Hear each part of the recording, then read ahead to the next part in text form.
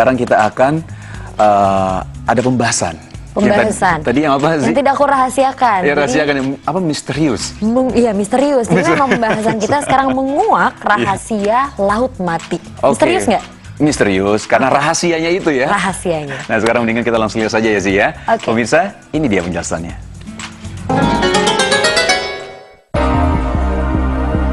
Menguak rahasia laut mati. Setelah kita mengetahui rahasia laut hitam, kini salah satu laut yang tidak kalah mengandung misteri adalah laut mati. Laut mati terkenal juga dengan sebutan laut asin.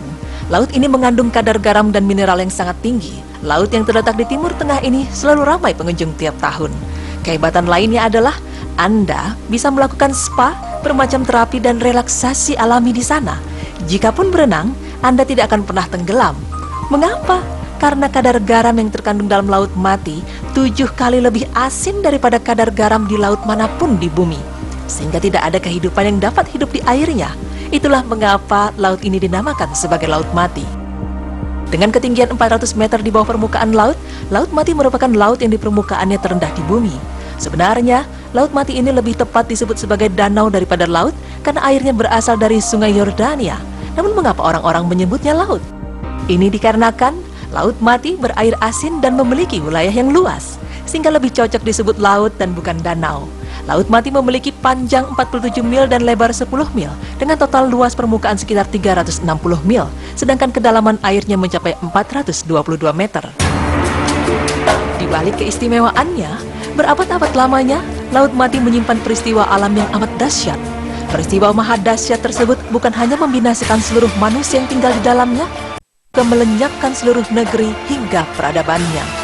Fakta dan sejarah menunjukkan laut mati adalah tempat diazabnya kaum homoseksual yang dilakukan oleh kaum Nabi Lut alaihissalam. Nabi Lut merupakan nabi yang satu masa dengan Nabi Ibrahim alaihissalam. Lut diutus untuk kaum Sodom dan Gomorrah, kaum yang mempunyai sifat-sifat aneh yang tidak pernah dilakukan oleh kaum-kaum sebelumnya.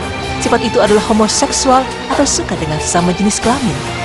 Saat itu, Nabi Lut alaihissalam mengajak penduduk Sodom untuk beriman dan meninggalkan perbuatan keji itu. Beliau berkata kepada mereka, "Mengapa kamu tidak bertakwa? Sesungguhnya aku adalah seorang rasul kepercayaan yang diutus kepadamu. Maka bertakwalah kepada Allah dan taatlah kepadaku. Dan aku sekali-kali tidak minta upah kepadamu atas ajakan itu. Upahku tidak lain hanyalah dari Tuhan semesta alam. Mengapa kamu mendatangi jenis laki-laki di antara manusia dan kamu tinggalkan istri-istri yang dijadikan oleh Tuhanmu untukmu? Bahkan kamu adalah orang-orang yang melampaui batas." Quran Surah Asy-Syu'ara 160-166. Tetapi kaum Lut tidak peduli dengan seruan itu, bahkan bersikap sombong dan mencemooh Nabi Lut. Meskipun begitu, Nabi Lut alaihissalam tidak putus asa. Ia tetap bersabar mengajak kaumnya bertaubat dan memperingatkan mereka agar tidak melakukan perbuatan mungkar dan keji. Tapi apa yang didapatkan tidak sesuai yang diharapkan. Kaumnya tidak ada yang beriman kepadanya. Mereka lebih memilih kesesatan dan kemaksiatan. Mereka juga mengancam akan mengusir Nabi Lut alaihissalam dari kampung mereka. Karena memang ia adalah orang asing, bahkan mereka berkata kepada Nabi Lut, "Datangkanlah kepada kami azab Allah jika kamu termasuk orang-orang yang benar." Quran Surah Al-Ankabut ayat 29. Di malam hari, Nabi Lut alaihissalam pergi meninggalkan negeri Sodom. Ketika tiba waktu subuh, Allah mengirimkan kepada kaum Sodom azab yang pedih yang menimpa negeri itu. Saat itu negeri tersebut bergoncang dengan goncangan yang keras. Seorang malaikat mencabut negeri itu dengan ujung sayapnya dan mengangkat ke atas langit lalu dibalikkan negeri itu. Bagian atas menjadi bawah dan bagian bawah menjadi atas. Kemudian mereka dihujani dengan batu yang panas secara bertubi-tubi. Allah Ta'ala berfirman, "Maka ketika datang azab kami jadikan negeri kaum Lut itu yang di atas ke bawah atau kami balikkan. Dan kami hujani mereka dengan batu dari tanah yang terbakar dengan bertubi-tubi yang diberi tanda oleh Tuhanmu. Dan siksaan itu tidaklah jauh dari orang-orang yang zalim." Quran Surah Hud ayat 82 hingga 83. Temuan purbakala hasil penggalian mengungkapkan kota Sodom tersebut dibangun dekat Laut Mati, tepatnya di sepanjang perbatasan Israel dan Jordania. Para arkeolog yang bekerja di wilayah tersebut menemukan bukti telah terjadinya bencana mengerikan. Kerusakan parah pada rangka manusia yang berhasil digali menandakan telah terjadinya gempa bumi dahsyat. Menurut siaran televisi luar negeri berjudul Ilmuwan Mengungkap Tamatnya Riwayat Kota Sodom, geolog asal Inggris Graham Harris termasuk ilmuwan yang menemukan bukti meyakinkan tentang hal ini. Menurutnya, Sadum dibangun di pesisir Laut Mati dan penduduknya berdagang aspal yang tersedia di wilayah tersebut. Zat hitam lengket ini di masa lalu digunakan sebagai pelapis tahan air pada perahu dan perekat bebatuan pada bangunan. Masih menurut Graham Harris, daerah pemukiman yang tepat berada di pesisir Laut Mati ini juga berdiri di atas dataran yang mudah guncang. Ini adalah titik bertemunya dua lempengan tektonik yang bergerak berlawanan arah. Ini adalah zona gempa bumi. Lapisan lahar dan batu basal yang ditemukan selama penggalian adalah bukti terkuat telah terjadinya letusan gunung berapi dan gempa bumi di daerah tersebut.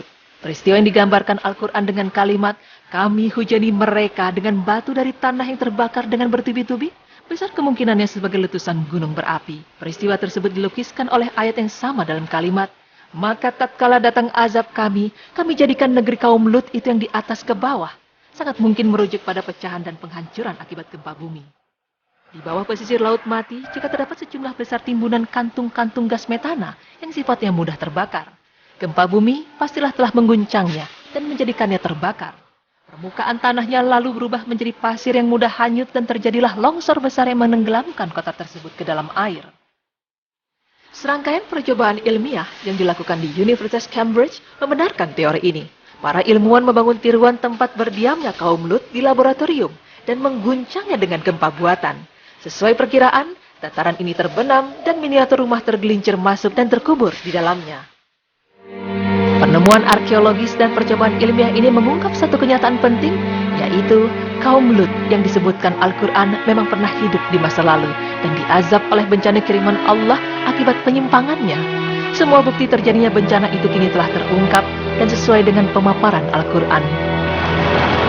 Letusan dahsyat membinasakan mereka saat fajar tiba. Maka kami jadikan bahagian atas kota itu terbalik di bawah dan kami hujani mereka dengan batu dari tanah yang keras.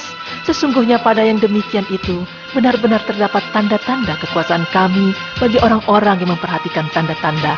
Quran Surah Al-Hijr ayat 73 hingga 75. Pemirsa, demikian penjelasan mengenai Laut Mati.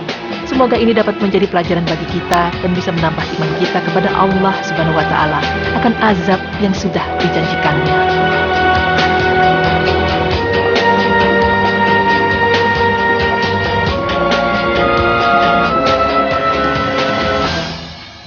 Baik, Nisa. Jadi kenapa dinamakan Laut Mati? Karena memang kadar garamnya terlalu tinggi. Dia katanya ini perbandingannya itu sampai 7 kali lipat dibandingkan laut-laut biasa. Kalau laut biasa aja itu udah asin banget gitu ya kalau kita minum airnya gitu. Apalagi Laut Mati benar-benar 7 kali lipatnya gitu. Nah, selain itu memang dibalik cerita dari Laut Mati memang ada sejarahnya. Ini terjadi di waktu zaman Nabi Lut alaihi salam. Jadi waktu itu memang ada satu cerita di mana kaum Nabi Lut ini melakukan hal yang sangat-sangat dilaknat oleh Allah Subhanahu wa Ta'ala, yaitu melakukan yang namanya homoseksual ya. Dan ini sama Nabi Lut itu diajak untuk diajak bertobat, tapi mereka malah menantangnya dan akhirnya dan fakta dan sejarah juga membuktikan kalau ternyata di Laut Mati ini adalah tempat diazabnya kaum homoseksual atau kaum sadum tadi itu ya. Dan memang itu tadi belum benar ya, waktu ada penelitian dilihat ya, memang ada beberapa berkas dan tadi kita lihat memang ada manusia itu apakah benar-benar kaum Nabi Lut ya? Iya, mungkin Allah ingin membuktikan kebesarannya kalau kita tidak boleh melakukan hal-hal yang dilarang. Sangat-sangat dilarang ya. Allah.